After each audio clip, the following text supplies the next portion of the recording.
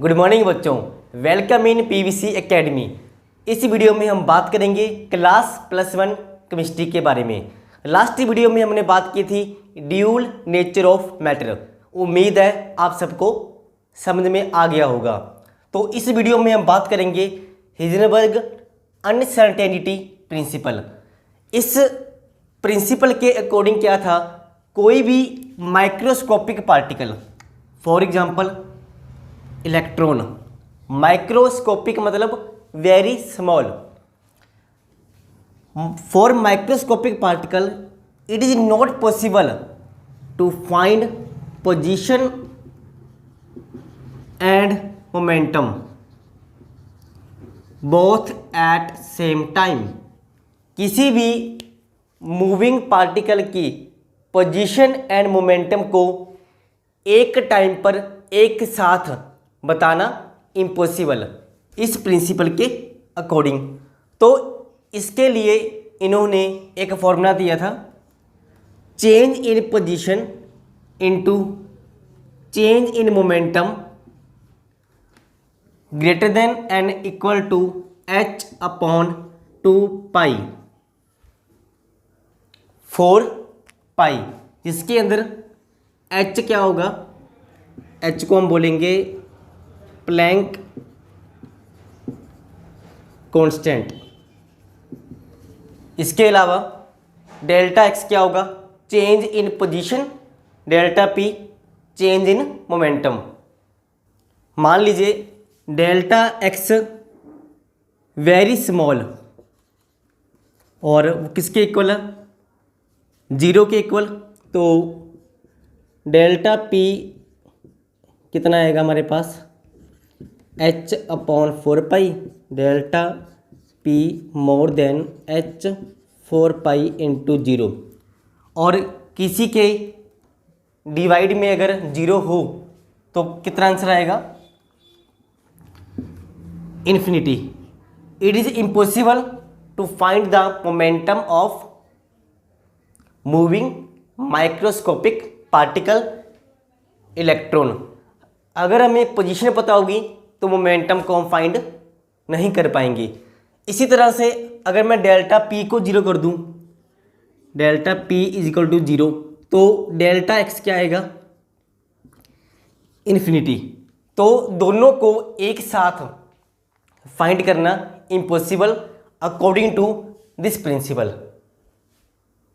एक सम करेंगे, देखिए डेल्टा x आपको दिया 10⁻⁻8 मीटर, वेरी स्मॉल।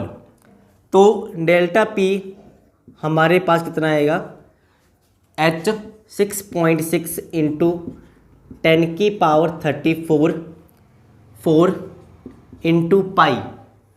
पाई कितना होगा, पाई 3.14 एंड डेल्टा x 10⁻⁻8। आप इसको सिंपलीफाई करोगे, अगर मैं मोमेंटम को भी चेंज कर दूं, मोमेंटम का फॉर्मूला क्या होगा, mass into velocity, mass into velocity. तो m डिवाइड में आएगा और मास ऑफ इलेक्ट्रॉन कितना होगा, 9.1 इंटू 10⁻31। तो आपके पास ये किसकी वैल्यू आ जाएगी, चेंज इन वेलोसिटी की। तो आंसर आएगा आपके पास 5.78 इंटू 10⁻3 मीटर पर सेकेंड, वेरी हाई स्पीड। अगर हमें पोजीशन पता थी तो वेलोसिटी को फाइंड करना इम्पॉसिबल। इसके बाद क्वांटम थ्योरी आपने पढ़ा था बोहर मॉडल के अंदर कि इलेक्ट्रॉन न्यूक्लियस के चारों तरफ क्या लगाते हैं, चक्कर, और उनका ऑर्बिट क्या होगा, फिक्स्ड होगा। हमने उसकी रेडियस भी फाइंड की थी। तो अभी हमने पढ़ा ड्यूल नेचर ऑफ मैटर, इसके अंदर every moving particle produce a wave and show particle nature and wave nature. तो इसके अकॉर्डिंग इलेक्ट्रॉन ऑर्बिट के अंदर ऐसे घूमेगा और जिसके अंदर इलेक्ट्रॉन की रेडियस हर पॉइंट पे क्या होगी, डिफरेंट होगी। तो इस तरह से बोहर का मॉडल क्या हो गया, फेल हो गया। इसके अलावा हमने प्रिंसिपल किया था अभी हिजनबर्ग अनसर्टेनिटी प्रिंसिपल। इसके अकॉर्डिंग मोमेंटम एंड पोजीशन को फाइंड करना इम्पॉसिबल है एक साथ। तो दोनों बात की लिमिटेशन को देखते हुए कौन सी थ्योरी हमारे सामने आई, क्वांटम थ्योरी। तो 1926 के अंदर दो scientist Erwin Schrodinger and Werner Heisenberg दोनों ने मिलकर क्वांटम थ्योरी को प्रपोज किया। हमारे सामने क्वांटम थ्योरी के अंदर इन्होंने एक इक्वेशन दी जिसके अंदर partially derivative eigen upon delta x square plus, तो इस तरह की इक्वेशन इन दोनों साइंटिस्ट ने मिलकर दी क्वांटम थ्योरी के अंदर आने वाली equation.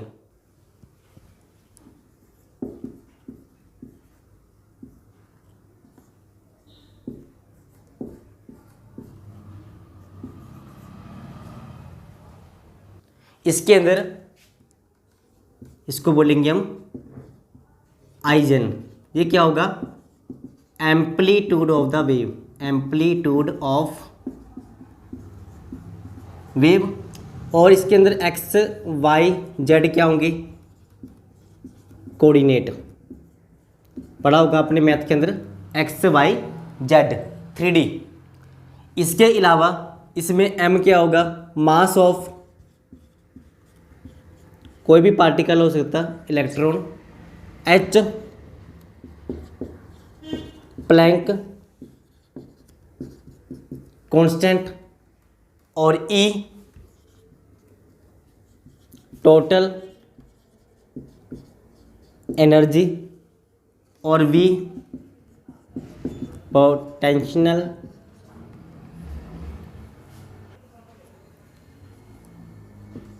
Energy. Quantum theory of atom को एक्सप्लेन करने के लिए ये इक्वेशन आपको याद करनी होगी। और ये इक्वेशन ये किसके लिए करेंगे हम, फॉर हाइड्रोजन एटम के लिए। तो हाइड्रोजन एटम की जो वैल्यू होगी इसमें पुट करेंगे तो अपने को डिफरेंट टाइप के क्या मिलेंगे, एनर्जी लेवल। तो उसे हम क्या बोलेंगे, उसे हम बोलेंगे आइजन वैल्यू। जो एनर्जी हमारे पास आएगी क्या बोलेंगे, आइजन वैल्यू। इसके अलावा इस इक्वेशन के द्वारा three quantum number principal quantum number और एंगुलर क्वांटम नंबर, इसके अलावा मैग्नेटिक क्वांटम नंबर इसके द्वारा डिफाइन होंगे। और इसके बाद हम वीडियो में करेंगे इसके बाद। इसके अलावा ये इक्वेशन मल्टी इलेक्ट्रॉन के लिए पॉसिबल नहीं होगी। फॉर एग्जांपल किसी एटम में 2 इलेक्ट्रॉन होंगे, 3 इलेक्ट्रॉन होंगे, तो उसके लिए पॉसिबल नहीं होगा। Only for hydrogen atom. इसके अंदर देखिए जो आइजन होगा, आइजन उसे हम क्या बोलेंगे, वेव फंक्शन बोलेंगे। और जो आइजन स्केयर होगा वो क्या होगा, प्रोबेबिलिटी टू फाइंड इलेक्ट्रॉन। तो हमारे सामने अभी तक हमने 3 बातों को पढ़ा, stability of atom, dual nature और अनसर्टेनिटी प्रिंसिपल।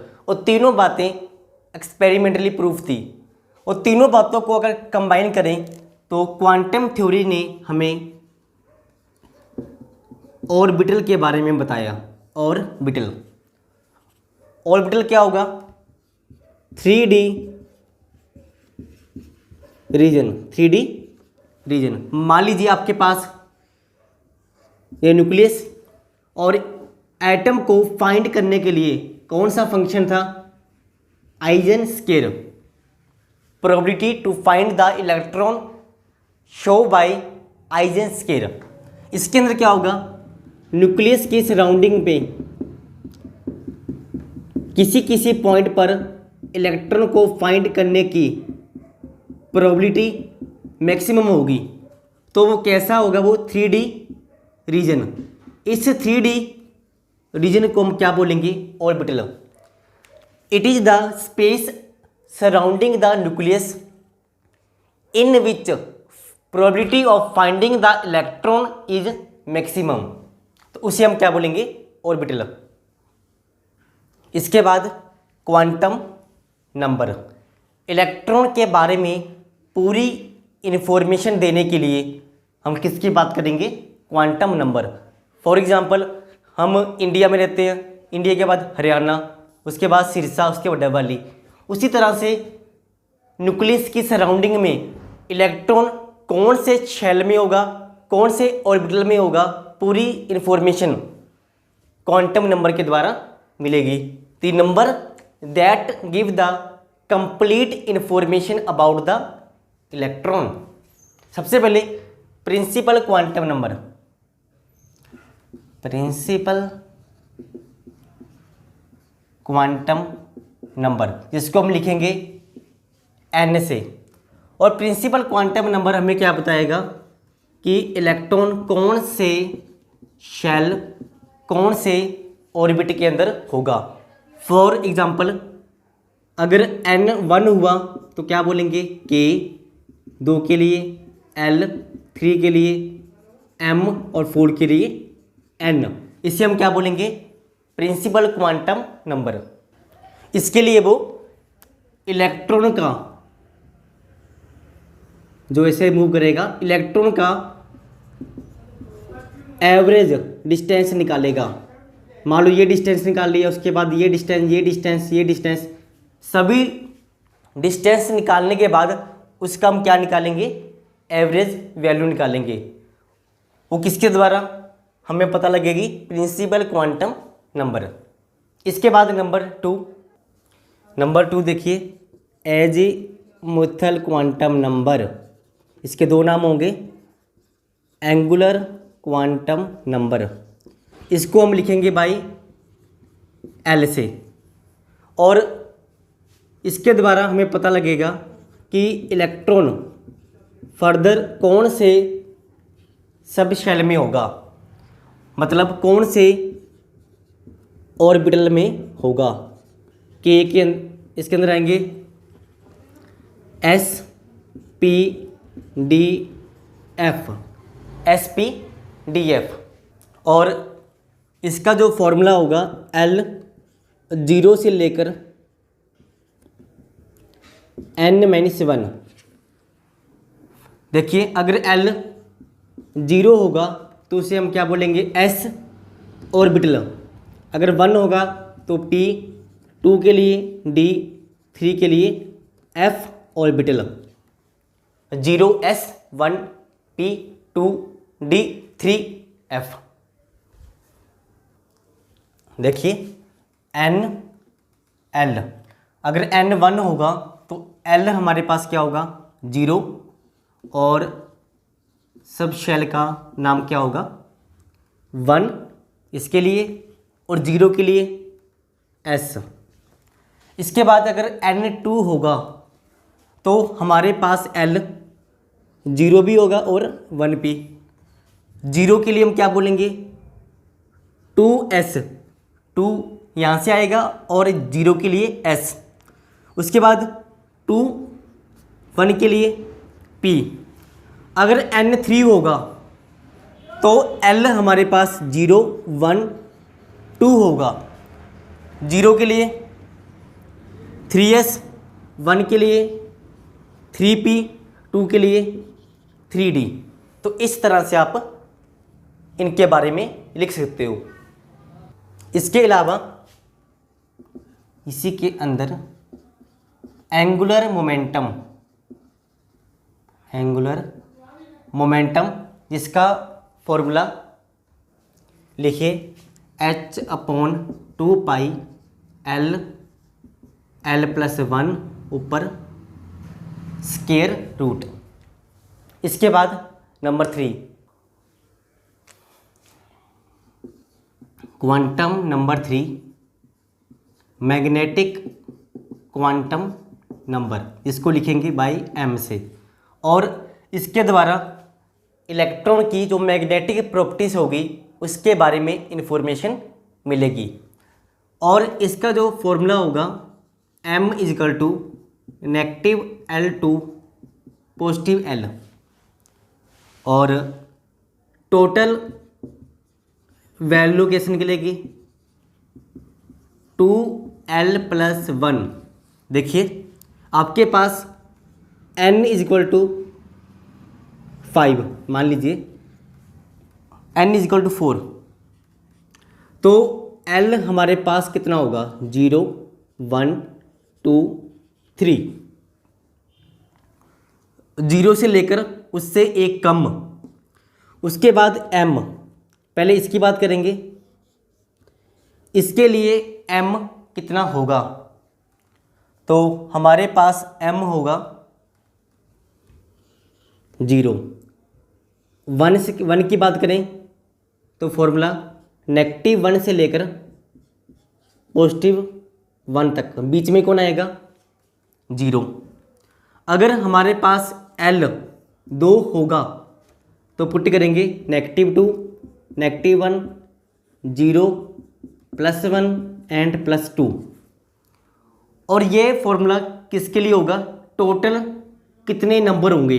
देखिए 2l, l हमारे पास 2 +1 कितना आएगा 5, 1 2 3 4 5। तो इस तरह से आप नंबर ऑफ ऑर्बिटल भी फाइंड कर सकते हो। उसके बाद नंबर 4 स्पिन क्वांटम नंबर, इसको लिखेंगे s। इलेक्ट्रॉन की स्पिन कैसी होगी, क्लॉकवाइज और एंटी क्लॉकवाइज। तो इसका जो फॉर्मूला होगा ±1/2, प्लस किसके लिए होगा क्लॉकवाइज और नेगेटिव एंटी क्लॉकवाइज।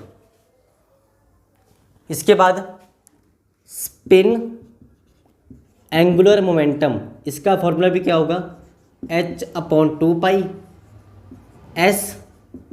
s+1। तो आज के लिए इतना ही। अगले वीडियो में हम बात करेंगे कि ऑर्बिटल दिखने में कैसे होंगे और उसके अंदर इलेक्ट्रॉन को कैसे फिल करेंगे। तो आज के लिए इतना ही, धन्यवाद।